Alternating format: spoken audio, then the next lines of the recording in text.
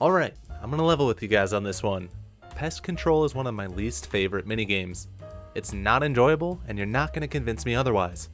It forces you to pay just enough attention that you can't completely AFK it, and that's the worst type of activity. I mean, I put out a poll and it showed that more people would rather do Barbarian Assault. Just think about that for a moment. Barbarian Assault being less annoying than something else. Wild. With all that in mind, I wanted to make a guide giving you guys the exact knowledge you need to get started and get through it. We're just gonna trim through all that fat and get you guys that nice USDA certified lean board. Buckle in, gamers, we're about to get started. The one nice thing about Pest Control is that you only have to have your combat level above level 40 to start. There's actually 3 level thresholds in total, but you should always do the highest one you can because you end up getting more points. You also want to be on world 344 for quick, consistent groups. Getting there is pretty simple too. You can take a Pest Control minigame teleport for free, but if it's not available for some reason, you can just instead buy a Pest Control teleport off the Grand Exchange that's pretty cheap. Now I'm actually going to do something crazy here. I'm going to explain what you're doing in Pest Control before I tell you what gear to wear. And no, I'm not just being quirky XD. I promise it'll all make sense as the video goes on. So once you start a game, you can actually make your way onto the boat level of your choosing, and a game will start when it fills up with enough players. When the game does start, your boat is going to float you over to this island. You'll find a Void Knight in the middle that you need to protect. If he dies at any point, the game is going to be over, and you're going to receive nothing but the big sad. Being a Knight Defender is definitely the choice option for runs in my opinion, as you can just sit around and attack anything that gets too close to your senpai. Of course, everyone wants to do this, and you're not likely going to be able to as it's going to be very overcrowded.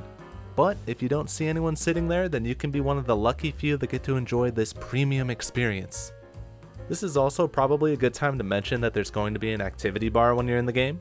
If it completely drains and turns red, you're not going to get any points for the run. As long as you're attacking stuff and not being a leech, you're gonna be fine though. Also, this minigame is a safe death, so you don't need to worry about dying. Now if you're not defending the Knight, there's gonna be 4 portals around the map that you need to destroy. Each portal has a color and a combat weakness that you want to get intimately familiar with. Each of these portals are gonna be immune to damage until you're given the OK by the Void Knight. It'll show up in your chat box. Runelight's also gonna be a real bro and let you know which one you're able to attack. Attacking portals as their shields drop should almost always be your top priority. These portals will also be spewing out a few different mobs. Now if you see a spinner, you always want to kill them. They usually heal the portal faster than you're able to damage it. I mean, other than that, don't worry about the rest of them. The only reason you want to hit one of these guys is if you're waiting for a portal and you just want to keep your activity bar up. I do want to mention super quick that you can't walk through these guys. You're going to have to manually path around them. And these guys will explode when they die, so you don't want to be there, you don't want to be around them.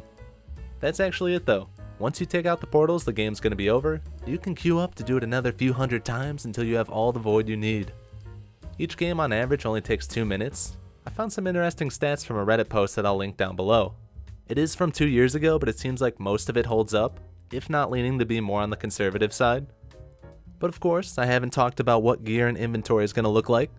Let's just hop on our own little private boat and maybe wade on over into some deeper waters. Maybe while we're here you might consensually like the video and flirtatiously subscribe, you naughty dog. Of course, that's completely up to you. I won't force anything on you. When it comes to gear, I like to keep it as simple as possible. You might think that you need to take all 3 combat styles because of the portals, but you definitely don't. I mean, honestly, you could just go with melee, but I like to bring a 4 or 6-way range switch too. I mean, I'll admit, I'm super lazy with it. I just like to bring a God Sword and change the attack option on it to crush when I need to hit the red portal. This still leaves the magic portal to deal with, but honestly I don't want to spend the money on runes for this, and you can still occasionally hit with melee. With everyone attacking it, you're still going to be able to take it down. Of course, you can bring as many switches and as much gear as you want. I just really wouldn't stress about min-maxing on this one. Full rune with a snakeskin switch and basic weapons will be more than okay with how many people are in the game at once. I mean, seriously, do not buy expensive gear just for this minigame. Your inventory is only going to consist of what gear you bring, so besides maybe showing one more random gear setup, that's all I have to say about what you need to bring into the encounter. I just have a handful of pro tips I want to share with you guys.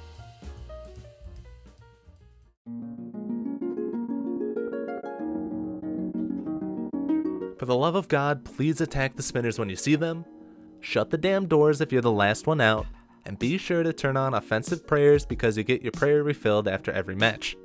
Obviously, this guide was to give you the essentials and to get you grinding as soon as possible. There's a lot of random pest control knowledge that can be interesting to know, but it won't actually change how you do anything. I'm going to link the wiki and I'll personally answer any questions you might have down below about pest control or RuneScape in general. I hope you guys enjoyed the video. Be sure to tune into the next one, and I wish you all a very wonderful day.